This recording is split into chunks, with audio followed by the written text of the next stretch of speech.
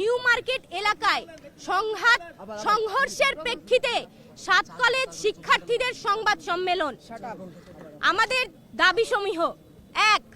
Dhaka college সহ 7 কলেজের শিক্ষার্থীদের সঙ্গে ঢাকা বিশ্ববিদ্যালয়ের শিক্ষার্থীদের সংঘাতের দায় নিয়ে ঢাকা বিশ্ববিদ্যালয় প্রশাসনকে ক্ষমা প্রার্থনা করতে হবে এবং প্রো ভিসি মামুন আহমেদকে পদত্যাগ করতে হবে। 2. ঢাকা কলেজ শিক্ষার্থী রাকিবকে হত্যার উদ্দেশ্যে হামলা সহ ঢাকা কলেজের শিক্ষার্থীদের ওপর নিউ মার্কেট থানা পুলিশের ন্যাক্কারজনক হামলার ঘটনায় ওসি সহ জড়িত পুলিশ কর্মকর্তাদের প্রত্যাহার করে তদন্ত সাপেক্ষে বিভাগীয় ব্যবস্থা গ্রহণ করতে হবে। 3.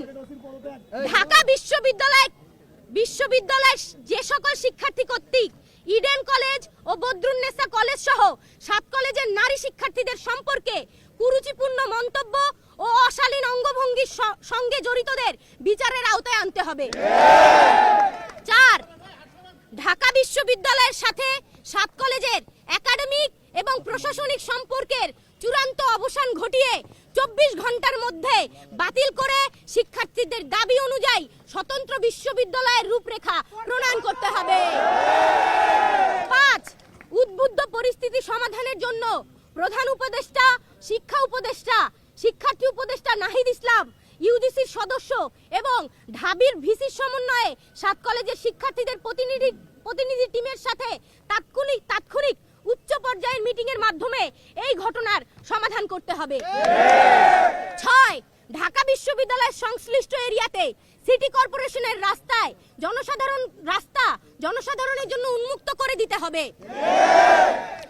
আপনারা জানেন 7 কলেজ 2017 সালের পর থেকে অধিভুক্ত হওয়ার পর থেকে 7 কলেজের শিক্ষার্থীরা বারে রাস্তায় নেমেছে, বলেছে আমাদের সংকট নিরসন করেন।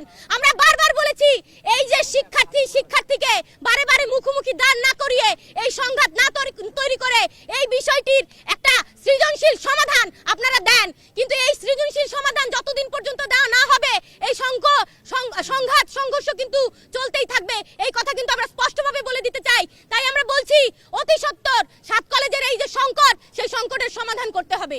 যে 24 ঘন্টা সময় দিয়েছে সেটা একটু আমরা সংশোধন করলাম, সেটা হচ্ছে 4 ঘন্টা হবে। 4 ঘন্টার ভিতরে বিকেল 4টার মধ্যে প্রো ভিসি মামুনকে পদত্যাগ করতে হবে। আর এই আমাদের ঢাকা কলেজের শিক্ষার্থী রাকিবের উপরে যেভাবে নির্মম, যেই ফ্যাসিস্ট আওয়ামী লীগের আমলে পুলিশ যেভাবে হামলা করতো, ঠিক সেম কায়দায় হামলা হয়েছে। আগামী 4 ঘন্টার ভিতরে এই হামলাকারীদেরকে শনাক্ত করে বিচারের আওতায় আনতে হবে।